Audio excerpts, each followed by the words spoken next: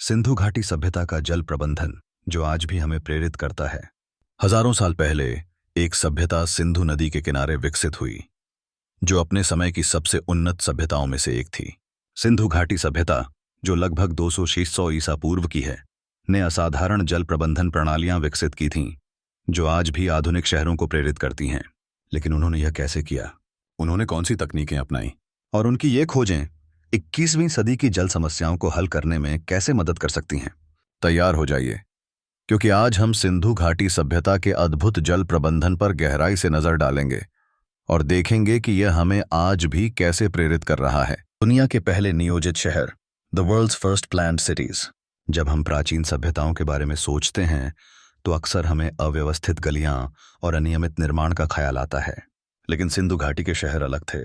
वे इतिहास में सबसे पहले सुव्यवस्थित रूप से बसाए गए शहरों में से एक थे। हड़प्पा और मोहनजोदड़ो जैसे शहरों में सीधी सड़कें, व्यवस्थित घर और सबसे महत्वपूर्ण, एक उन्नत जल आपूर्ति और जल निकासी प्रणाली थी। हर घर को अच्छी तरह से नियोजित नालियों और जलाशयों के नेटवर्क से जोड़ा गया था। लेकिन उनके जल प्रबंधन को इतना अनोखा क्या बनाता है? चलिए जानते हैं। उन्नत जल निकासी प्रणाली, the advanced drainage system. Sindhu घाटी के शहरों की सबसे आश्चर्यजनक विशेषताओं में से एक उनकी जल निकासी प्रणाली थी। जहां अन्य प्राचीन सभ्यताओं में कचरा सड़कों पर फेंका जाता था, वहीं सिंधु घाटी के लोग भूमिगत जल निकासी प्रणाली का उपयोग करते थे, जो घरों से गंदे पानी को दूर ले जाती थी। घरों में निजी स्नानघर होते थे, जो ईंटों से बनी नालियों से जुड़े होते थे। ये नालियां सड़कों के किनारे चलती थीं और इनमें सफाई के लिए छोटे छेद बनाए गए थे, बिल्कुल आधुनिक मैनहोल की तरह। क्या यह आपको आधुनिक सीवेज सिस्टम की याद नहीं दिलाता? आज भी शहरों में जल निकासी की व्यवस्था इसी सिद्धांत पर आधारित है। अद्भुत जल भंडारण प्रणाली, the incredible water storage system. Sindhu घाटी सभ्यता का एक और महत्वपूर्ण नवाचार उनकी जल भंडारण प्रणाली थी। कुछ शहर जैसे धोलावीरा शुष्क क्षेत्रों में स्थित थे, इसलिए उन्हें पानी को कुशलतापूर्वक संग्रहित करने का तरीका चाहिए था। इसलिए उन्होंने विशाल जलाशय और टैंक बनाए, जो मानसून के दौरान वर्षा जल को इकट्ठा और संग्रहित करते थे। ये जलाशय शुष्क महीनों में भी पानी की निरंतर आपूर्ति सुनिश्चित करते थे। बावड़ियों की प्रणाली, पानी तक आसान पहुंच, the step well system, a smart solution for water access. इसके लिए उन्होंने एक अद्भुत चीज बनाई, बावड़ियां। ये गहरे कुएं होते थे, जिनमें पानी तक पहुंचने के लिए सीढ़ियां बनी होती थीं।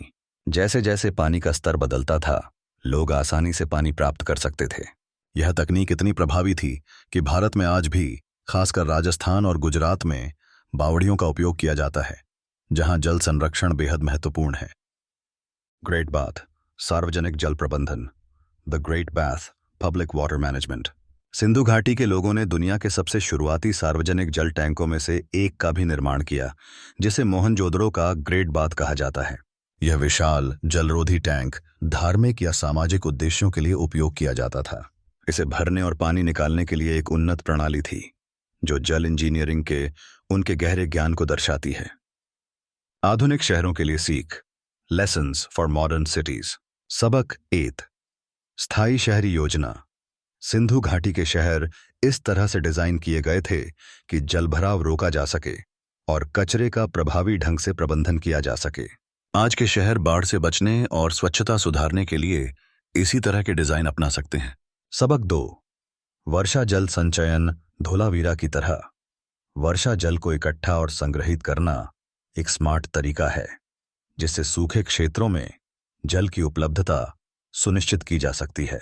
सबक 3, प्रभावी जल निकासी प्रणाली। ढकी हुई नालियां और सफाई के लिए बनाए गए छेद, जो उन्होंने आविष्कृत किए, आज भी आधुनिक स्वच्छता प्रणालियों का एक महत्वपूर्ण हिस्सा हैं।